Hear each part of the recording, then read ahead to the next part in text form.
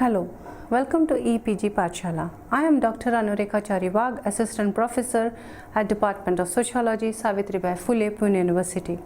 I am coordinating the paper on Sociology of Gender. Today we are going to discuss the module Violence at Public Spaces and Workplace. In this module, we will introduce the students to the various debates of violence against women in general and specifically in India. We will also address the national and the global debates. In global, we will especially focus on the role of United Nations and the response of United Nations towards violence against women. In this module, the important keywords include violence, violence against women, rape, sexual harassment of women at workplace, acid attack, state and the role it plays through legislations.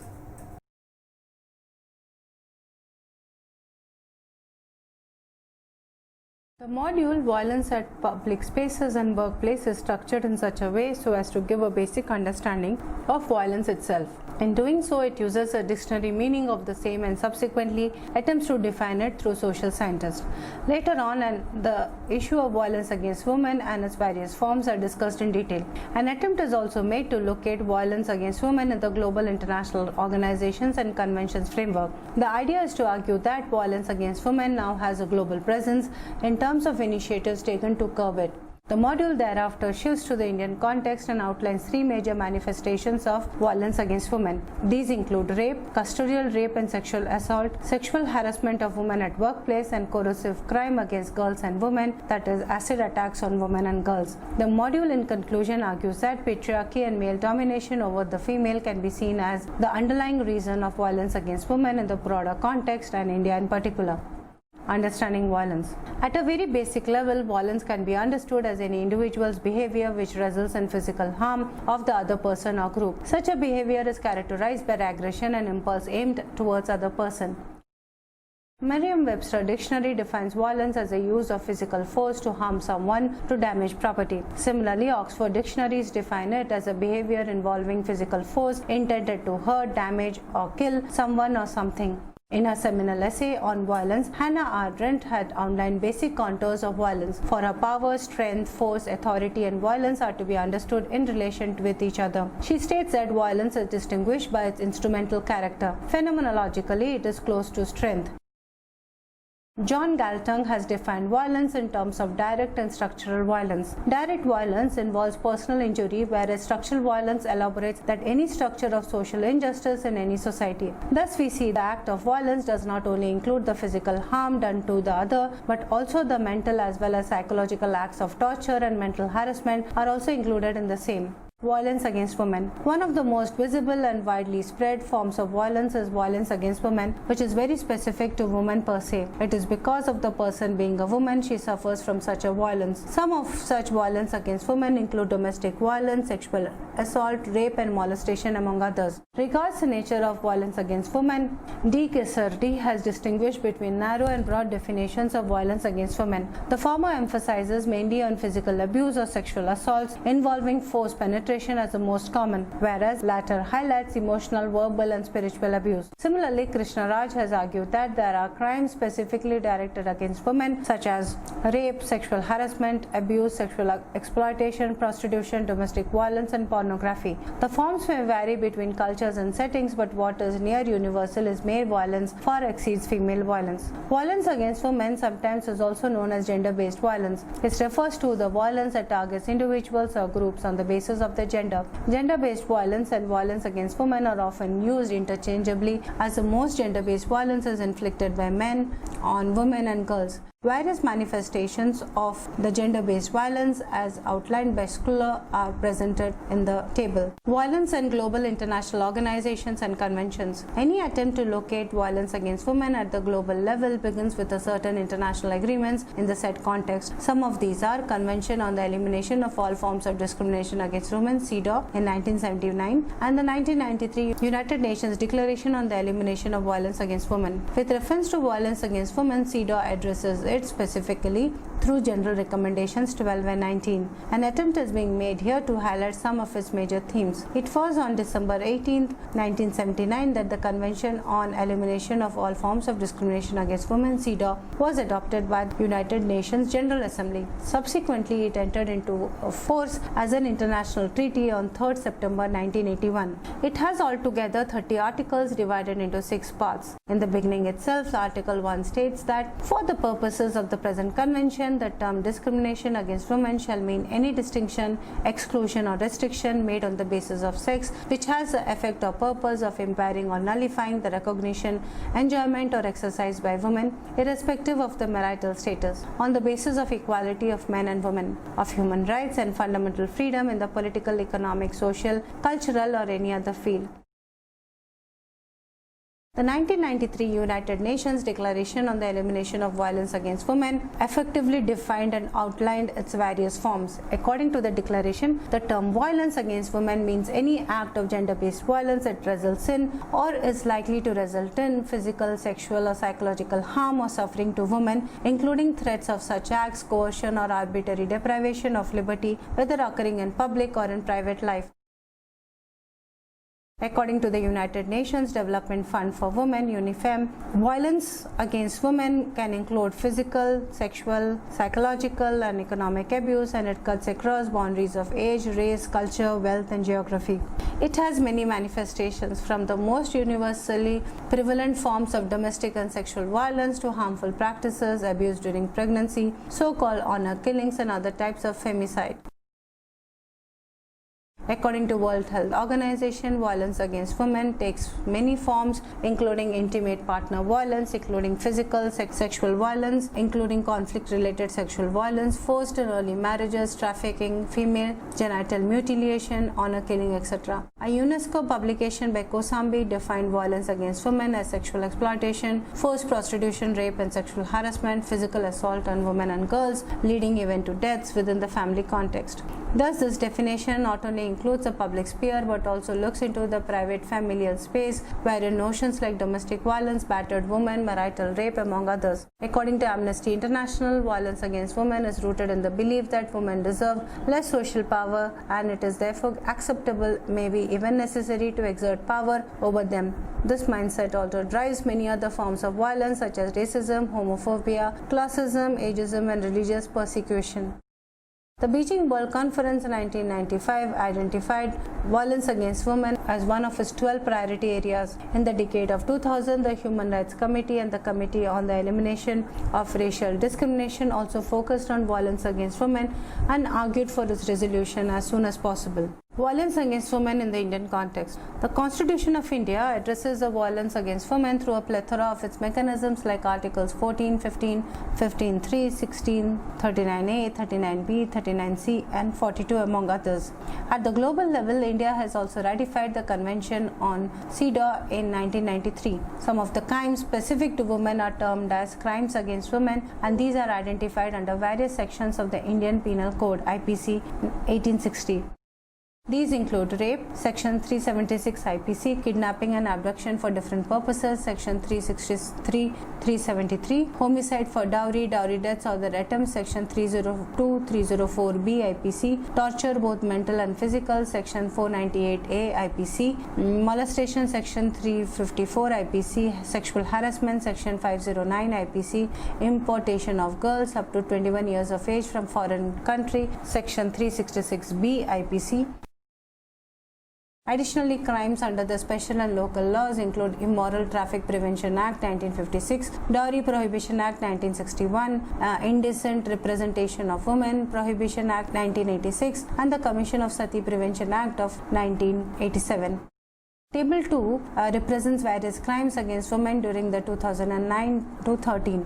According to the National Crime Bureau Report 2013, there were altogether 33,707 incidences of rape, Section 376 IPC, and 51,881 incidents of kidnapping and abduction, Section 363, 369, 371 to 373 IPC, 8,083 incidences of dowry deaths, 1,18,866 incidents of cruelty by husband or his relatives, 70,739 incidents related to assault on women with intent to outrage her modesty, many others. Thus, we see that in spite of the plethora of laws and legislations, violence against women is still on the rise and keeps on increasing. In the foregoing paragraph, 3 specific forms of violence against women at public spaces and workspace, that is rape and sexual assault, sexual harassment of workplace, acid attacks on women and girls will be discussed in detail. Rape, custodial rape and sexual assault. The brutal and numbing gang rape of a young female paramedical student on the night of 16 December 2012 in the moving bus in New Delhi and her subsequent death after being hospitalized for a few days despite her struggle brought in the fore once again the vulnerability of women in public space. Following the massive uproar and protest by the general public, a 3-member commission headed by the former Indian Supreme Court Chief Justice Jagdish Sharan Verma was formed to review the present law so as to provide speedier justice and enhance punishment in the cases of aggravated sexual assault. When the module was written, the conviction and quantum of punishment awarded to the perpetrators of such heinous crime was still sub judice. So the module does not make a comment on the same. Rather, it will highlight some issues pertinent to violence against women in Indian context. The act of rape results in severe mental and physical trauma wherein the rape survivor tends to lose the sense and worthiness of life. Apart from this, she is seen by the society at large as a helpless victim who needs sympathy as well as protection in terms of women's shelter homes. As a result of the societal apathy which tend to shun the rape survivor due to the stigma attached with the rape, subsequent hurdle in a way of getting justice is a snail-paced judicial probe into the same. The latter has financial implications also. It is due to these reasons that conviction rate in such crimes is very less. Regardless of constitutional provisions, rape is a crime against human rights and violates persons' right to life contained in Article 21. The term rape is legally defined under Section 375 of Indian Penal Code 1860 and also details punishments for the same. Whenever a man penetrates or does sexual intercourse with a woman without her consent or will, it amounts to rape. The rape law under Indian Penal Code has gone through a lot of amendments. In 1983, amendment was made in Section 376(2), that is custodial rape, Section 376A, that is marital rape, and Section 376B to D, that is sexual intercourse not amounting to rape, were added. Additionally, the issue of rape of a woman who is under 12 years of age is outlined in Section 376(2)(f). The issue of custodial rape is mentioned in Section 376, subsection 2A, B, C, D. The engagement of women's movement and organizations with the state and incidents of rape are entangled with rape cases of Ramiza B. in March 1978, Mathura rape case in 1972 and Maya Tyagi in 1980 and subsequent acquittal of all those involved in these cases. In September 1979, the Supreme Court of India acquitted the accused policeman of Mathura custodial rape case. It led to public uproar and subsequently eminent feminists wrote an open letter to the Supreme Court critiquing its judgment and thus highlighting the colonial and male-dominated notions of rape. The flawed justice brought home the need for a sustained campaign for reform of the laws relating to rape. It was after a long struggle against the biased penal code that the Indian Evidence Amendment Bill 2002 was introduced in the Lok Sabha on November 28, 2002. It intended to remove the Section 155(4) of the Indian Evidence Act 1872. The Indian Evidence Amendment Act 2003 provided deletion of the Clause 4 of Section 155 by specifically providing in Section 146. Again, the Indian Evidence Amendment Act of 2006 was introduced in the Rajya Sabha on 12th May 2006 to further amend the Indian Evidence Act of 1872.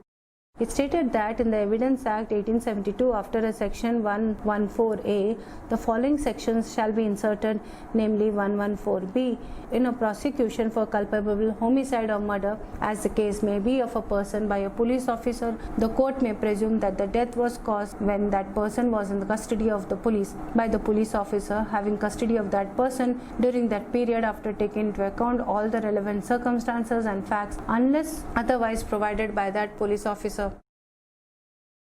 It is pertinent to note that the act of rape is not simply an act of aggression or a crime, rather it should be located within the framework of patriarchy and or male domination. Such a framework is further fragmented on the lines of religion and caste. It has been pointed out by many that rape and sexual assault of women belonging to the opposing camp is an effective tool of domination of the other side.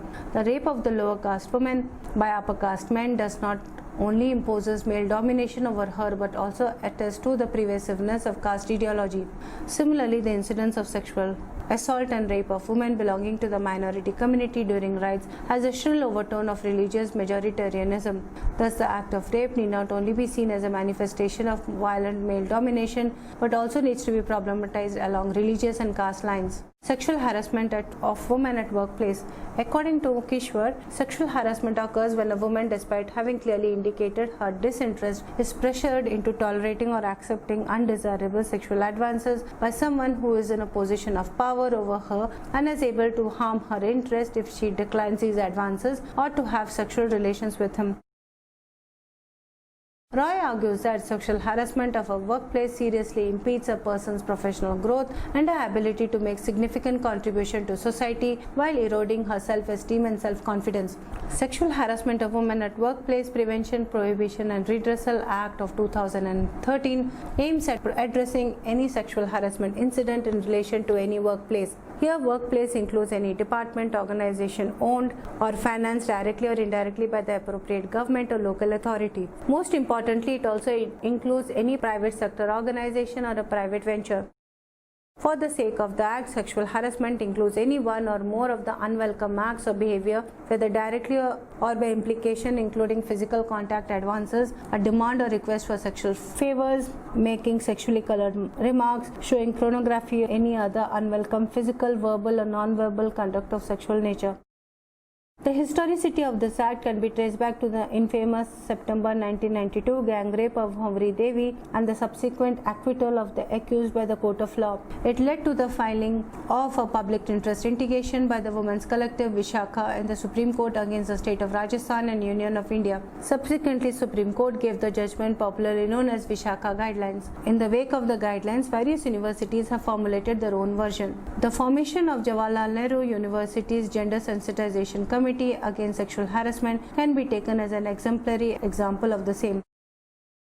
Menon has outlined certain barriers to the effective functioning of such guidelines, like reluctance of employees to set up committees that fail to understand the nature of harassment, among others.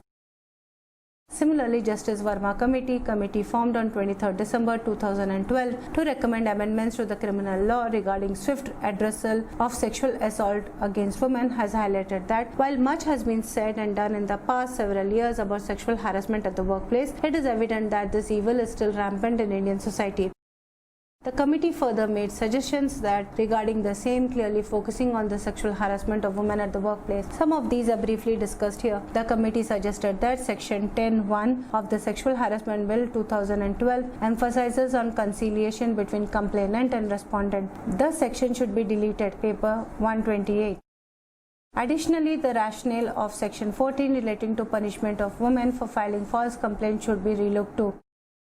Committee also recommended setting up of a separate tribunal to be termed as Employment Tribunal to receive and adjudicate all complaints of this nature. The committee proposed that domestic workers, along with women in the armed forces and police, agricultural workers and women students and staff of all schools and educational institutions should also fall within the ambit of the proposed legislations. Coercive crime against girls and women. Another issue of concern for violence against women is the increasing incidence of acid attacks on the girls and the women. According to Acid Survivors Trust International, acid violence is the deliberate use of acid to attack another human being. The victims of acid violence are overwhelmingly women and children, and attackers often target the head or the face in order to maim, disfigure and blind. According to Acid Survivors Foundation India, ASFI, it is a vicious, premeditated crime involving throwing of corrosive acid on the face or exposed part with intent to scar and disfigure the victim. It seldom kills but devastates the sufferer's life mentally, morally, physically and financially. The acid melts the flesh, sometimes to the bone. Such acid attacks are often committed by the jilted one-sided lover or as a result of refusing marriage proposal by the girl or the woman. The 226th report of the Law Commission of India, titled Inclusion of Acid Attacks as Specific Offences in the Indian Penal Code and the Law for the Compensation of Victims of Crime 2009, specifically pointed out violent ramifications on the girl and the woman who suffer from crimes of acid attack. Additionally, it pointed out that Section 326 IPC does not cover the act of administering acid. The report further pointed out that there should be a separate comprehensive legislation so as to address such crimes more effectively. Criminal Injuries Compensation Board should be set up to provide financial help to the victim, taking her specific needs into consideration. The identity of the victim should be concealed so that victim is not intimidated or harassed by the alleged convict. Indian Penal Code was amended on the 2nd April 2013 with the passing of the Criminal Law Amendment Act 2013. The amendment resulted in insertion of sections 326A and 326B for specifically dealing with acid violence. According to the section 326A of the Indian Penal Code, acid includes any substance which has acidic or corrosive character or burning nature that is capable of causing bodily harm, injury, leading to scars or disfigurement or temporary or permanent disability. Section 326A and Section 326B of the Indian Penal Code includes punishment which is given to an accused. Section 326A lays down the punishment for acid throwing. The minimum punishment is 10 years imprisonment and it can extend up to life imprisonment with fine. Section 326B lays down the punishment for attempted acid throwing. The minimum punishment is 5 years imprisonment. It can extend up to 7 years imprisonment with fine. Subsequently, in the light of a PIL which was filed in 2006 by Lakshmi, an acid attack victim from Delhi, the Supreme Court on 18 July 2013 passed an order to regulate the sale of acids across the country. However, in the intermittent periods of frequent such attacks on the women, Senthalir, while commenting on acid attack victims in Karnataka, laments that there is no widespread awareness of the first aid to be administered to acid attack victims, which is detrimental in minimizing the damage done. Additionally, two aspects are crucial in curbing this crime: strict law enforcement and a vigilant civil society that demands accountability. In an important way, Justice Verma Committee, formed on 23rd December 2012 to recommend amendments to the criminal law regarding swift addressal of sexual assault against women, has also recommended that acid attacks to be specifically defined as an offense in IPC and that the victim to be compensated by the accused. However, what is more important is the empathy reflected by the civil society towards such survivors. One needs to understand the aggressive and egoistic male psychology to comprehend such acid attacks. The male is unable to accept his defeat, howsoever momentarily, to the female. At the same time, such attacks can also be seen as a result of free play of male sexual advances, wherein the girl or the woman has refused the same. In conclusion of this module, Violence at Workplace and at Public Spaces, we have discussed the interrelationship between culture and violence against women. We have also looked into the social structures of inequality that pushes or kinds of increases the violence against women. We also do a critique of the binary of the oppressor and the oppressed, but rather see it as a much more complex category of violence. Further, we also have argued that patriarchy, especially in terms of its violent and aggressive context and experience, is what could be one of the major reasons that is facilitating violence against women in both public spaces and in workspaces. Thank you.